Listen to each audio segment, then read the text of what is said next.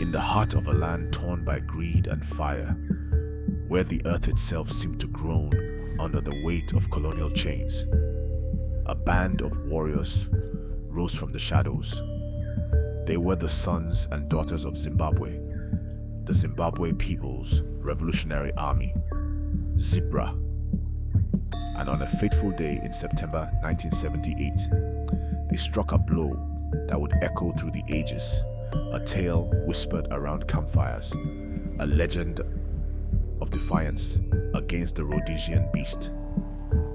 This is the story of Rhodesia Flight 825, not as the oppressors tell it, but as the heroes of the bush lived it. Picture it, September 3rd, 1978. The sun dips low over Lake Kariba, casting a golden shroud on waters that hid a deeper truth. This was no paradise. It was a playground for the Rhodesians, a small elite who lounged in their villas while our people bled in the fields. Their planes, like vultures, crisscrossed the sky, ferrying their kind from one stolen luxury to the next. Rhodesia Flight 825 was one such bird, a vicar's viscount, they called it, named Hunyani, a mockery of the river our ancestors revered. To them, it was a symbol of their dominion. To us, it was a target. In the thick of the Matusadona hills, where the spirits of the land whispered courage, our warriors gathered. They were not mere men and women. They were the breath of a revolution, trained by the fires of Zambia, armed with the might of the Soviet Strela II, a gift from allies who saw our cause. The leader, a figure cloaked in the law of the struggle, stood tall among them. His name is lost to the winds, but his will was iron.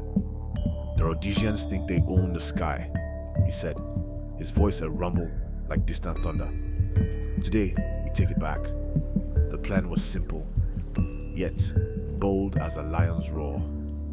Flight 825 would rise from Kariba, bloated with Rhodesian arrogance.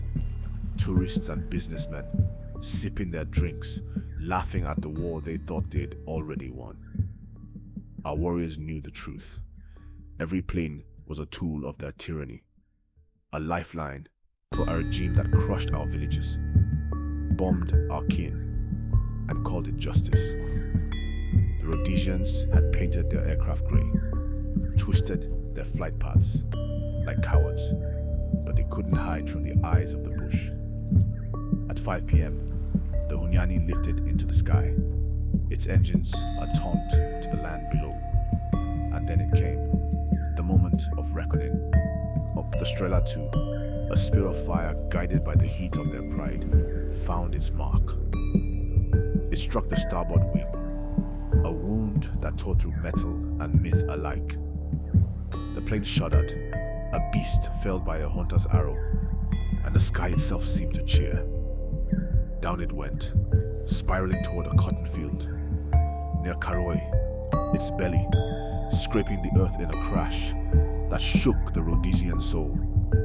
38 of their own perished in that fall, a toll they'd forced on us 1,000 times over. But the tale doesn't end there. As the smoke rose, our warriors approached, their steps steady, their hearts ablaze with purpose. 10 survivors crawled from the ruin, frightened, broken, clinging to the privilege they thought would save them. The Rhodesians would later cry, "Massacre." But listen close. This was no slaughter of innocents. These were the hands that propped up a regime, the voices that cheered as our children burned in their raids. Our fighters raised their rifles, and with a storm of bullets, they sent a message. No more would we bow to their mercy. Joshua Nkomo, the lion of our cause, stood before the world that night.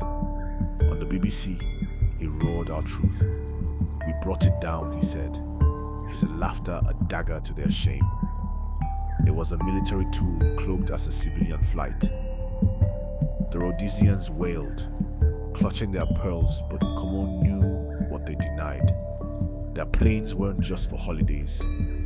They were threads in a web of control, ferrying soldiers, spies, and the wealth they stole from our soil.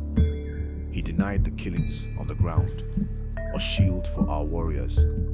But the deed was done, and the legend grew. The Rhodesians trembled. Their illusion of invincibility shattered.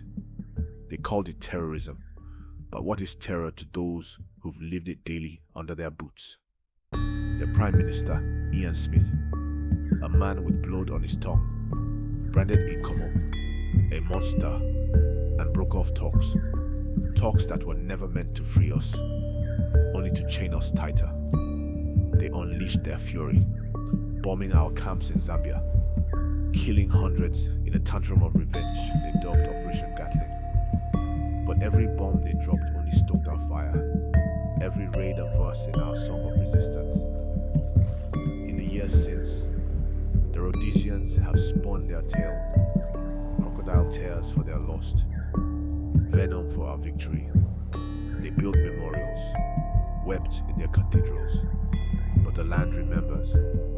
The cotton field where the Hunyani fell became hallowed ground, not for their sorrow, but for our stand. 3 of their own slipped away into the bush. 5 more survived by chance, but the rest met the fate they'd sown. The Rhodesians, with their stolen wealth and crumbling empire, could only watch as their sky turned against them. This is no mere history lesson. It's a story carved in the bones of the earth, a folklore of the brave who dared to strike the giant. ZIPRA, the spear of the people, showed the world that even the mightiest can fall. The Rhodesians, with their arrogance and their shame, thought they could own the heavens. But on that September day, our warriors proved them wrong.